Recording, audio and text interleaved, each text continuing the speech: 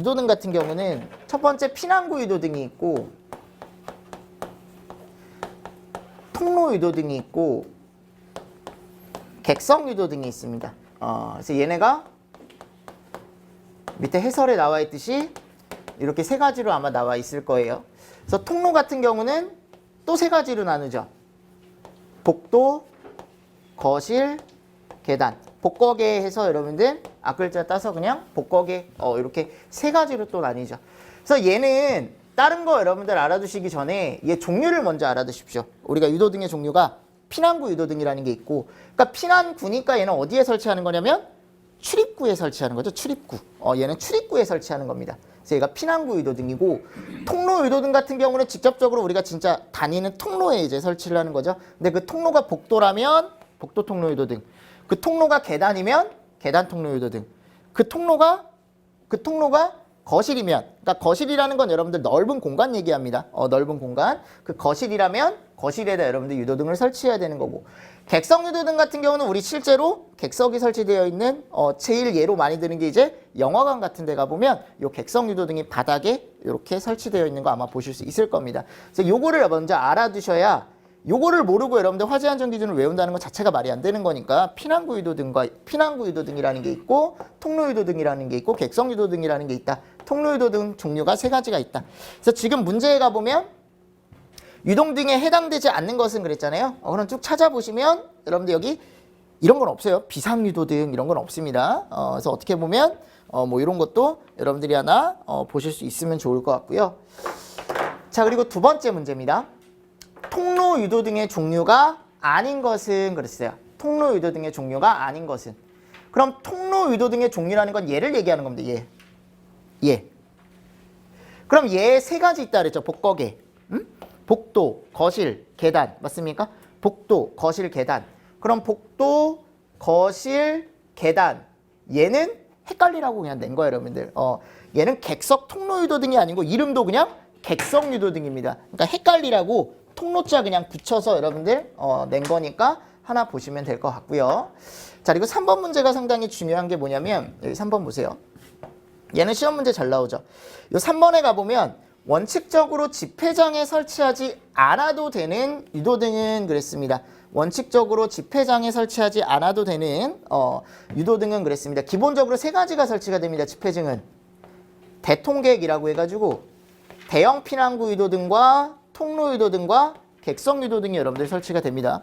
그래서 밑에 해설에 가보시면 NFSC 303 제4조 유도등 및 유도표지 종류라고 해가지고 맨 위에 뭐가 나와 있냐면 세 가지가 나와 있습니다. 대형, 통로, 객석 유도등 해가지고 설치할 수 있는 게 공연장, 대표적인 거 몇 가지만 알아두시면 돼요. 공연장, 집회장, 관람장, 이런 것들. 그리고 뭐 유흥시설.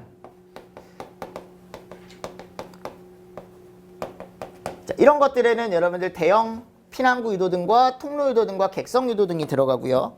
자, 밑에 가보시면 위락시설, 판매시설, 운수시설. 거기 와보면 위락, 판매, 몇 가지만 봅시다. 판매, 지하상가, 지하역사. 상가나 또는 지하역사. 자, 이런 것들은 객석 유도등이 빠지죠. 뭐라고 나와 있냐면 대형과 통로 유도등이 들어간다. 그러니까 지금 공통적으로 뭐는 계속 들어가냐면 통로 유도등은 계속 들어가요. 그럼 차이가 뭐냐면 이 사이즈가 달라지는 거예요.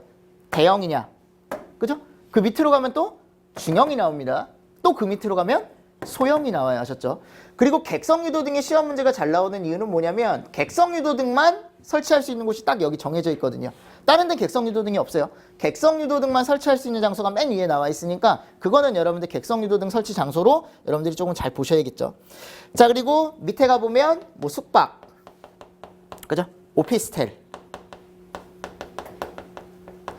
그리고 거기 가보면 얘는 지하상가, 지하역사가 아니고 지하층, 무창층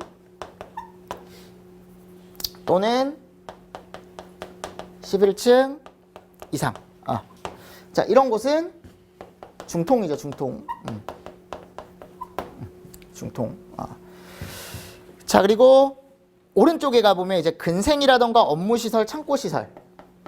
근생, 업무, 뭐 창고, 아파트, 엄청 많죠, 거기가. 등, 이런 것들. 자, 여기가 소통입니다. 자, 그래서 다른 거는 여러분들 차이가 없는데 제가 말씀드렸지만 통로유도 등은 다 들어가고요. 그러니까 만약 설치할 수 없는 거 해가지고 여러분들 통로유도 등 나오면 통로유도 등 같은 경우는 답으로 하지 않으면 되겠죠. 그죠? 얘는 무조건 설치해야 되는 거니까 다 들어가줘야 되는 거니까 다 적응성이 있는 거니까. 근데 중요한 게 이제 이거에 대해서 이제 시험 문제가 나오는 거죠. 사이즈에 대해서 제가 볼 때. 아니면 객석유도 등 설치할 수 있는 장소 나오든가 이런 식으로 이제 시험 문제가 나오는 거니까. 그래서 3번에 가보면 원칙적으로 집회장에 설치하지 않아도 되는 유도등은 그랬죠. 집회장에 설치하지 않아도 되는 유도등은 그랬습니다. 아까 얘기했듯이 공연장이나 집회장, 관람장 이런 곳은 대통객 설치할 수 있다 그랬죠. 그래서 대형이나 또는 통로유도등이나 객석유도등 설치할 수 있다 그랬잖아요. 자, 중형은 설치하지 못합니다. 그래서 정답이 2번이 되는 거고요. 정답이 2번이 되는 거고요. 자, 그리고 나서 오른쪽에 그러니까 이런 식으로 시험 문제가 나오는 거예요. 다음 중 대형 피난구 유도등을 설치하지 않아도 되는 장소는 그랬습니다. 않아도 되는 장소는 그랬습니다. 그러면 위락시설 같은 경우는 대형 쓰고요. 판매시설 대형 쓰고 지하철역사 대형 쓴다 그랬습니다. 자, 근데 여기 맨 마지막에 가보면 창고시설이 있습니다. 이 창고시설이 어디 쪽이냐면 소형이랑 통로유도등 설치할 수 있는 곳입니다. 그래서 이런 것들, 이런 식으로 이제 시험 문제가 나오니까, 그래서 정답이 4번이 되는 거죠. 이런 것들은. 그래서 이렇게 하나 보시면 될 것 같고요. 자, 그리고 5번에 가보시면 다음 중 특정 소방 대상물과 유도등의 종류가 맞지 않는 것은 그랬어요.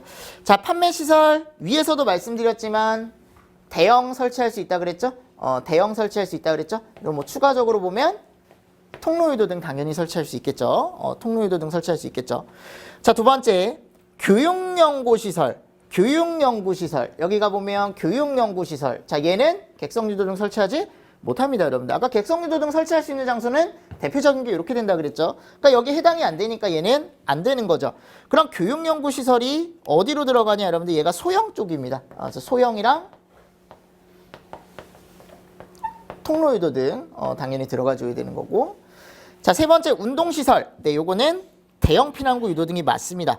대형 피난구 유도등과 여기도 플러스 통로유도등과 객석유도등이 여러분들 들어가줘야 되고. 4번째 집회장 아까 말씀드렸죠? 객석유도등 그리고 추가적으로 대형과 통로유도등이 여러분들 적응성이 있다. 이런 것도 하나 보시면 좋을 것 같습니다.